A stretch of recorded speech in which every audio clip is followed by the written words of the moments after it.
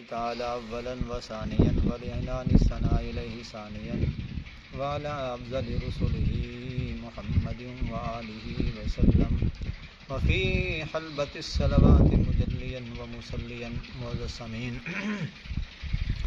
آپ نے پچھلی ویڈیو میں یہ بات سماعت فرمائی تھی کہ اذان کے کیا کلمات ہیں، اقامت کے کیا کلمات ہیں، اور فجر کی اذان میں الصلاۃ خیر من النوم حی علی الفلاح کے بعد 2 مرتبہ آپ نے کہنا ہے۔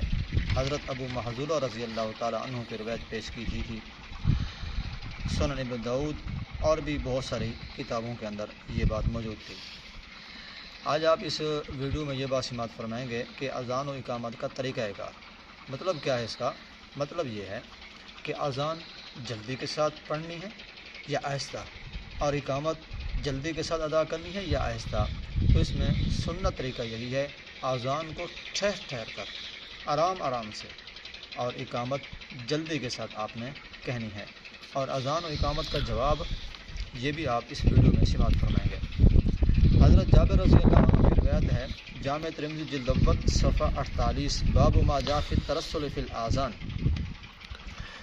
حضرت جابر رضی اللہ عنہ روایت ہے، فرمایا ان رسول اللہ صلی اللہ علیہ وسلم قال لبلال یا بلال اذا اذنت فترسل فی اذانک واذا اقمت فاحضر۔ حضرت جابر رضی اللہ عنہ سے روایت ہے کہ رسول اکرم صلی اللہ علیہ وسلم نے فرمایا کہ حضرت بلال رضی اللہ عنہ کو فرمایا، اے بلال جب تو آذان کہے تو ٹھہر کر کہے۔ جب تو آذان کہے، قال علی بلال یا بلال اذا اذنت، جب تو آذان دے، فترسل فی اذانک، اپنے آذان میں آرام سے ٹھہر کر اپنے الفاظ کو ادا کر۔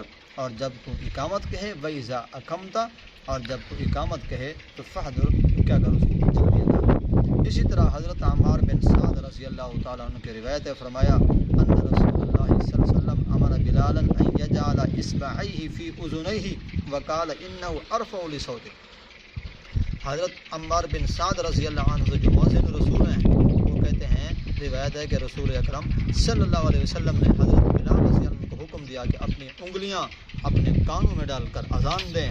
آپ نے یہ بھی فرمایا، یہ عمل تمہاری آواز کو بلند کرے گا۔ اذان و اقامت کا جواب وہی کہنا ہے جو مؤذن وہی الفاظ کہہ رہا ہے۔ صحیح مسلم کی روایت ہے، حضرت عمر بن خطاب رضی اللہ عنہ سے روایت ہے کہ جس کا میں ترجمہ آپ کے سامنے ذکر کرتا تو لمبی حدیث ہے، فرمایا کہ رسول اکرم صلی اللہ علیہ وسلم نے فرمایا کہ جب مؤذن اللہ اکبر کہے تو تم بھی اللہ اکبر کہو۔ جب مؤذن اشہد ان لا الہ الا اللہ کہے تم بھی اشہد ان لا الہ الا اللہ کہو۔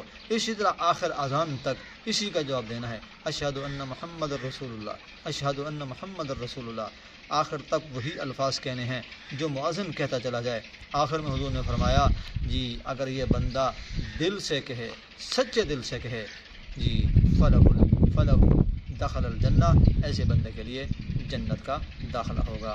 دعا ہے اللہ رب العزت اذان اقامت سننے سنانے اور اس کا جواب دینے کی بھی توفیق عطا فرمائے۔ وما علینا الا البلاغ۔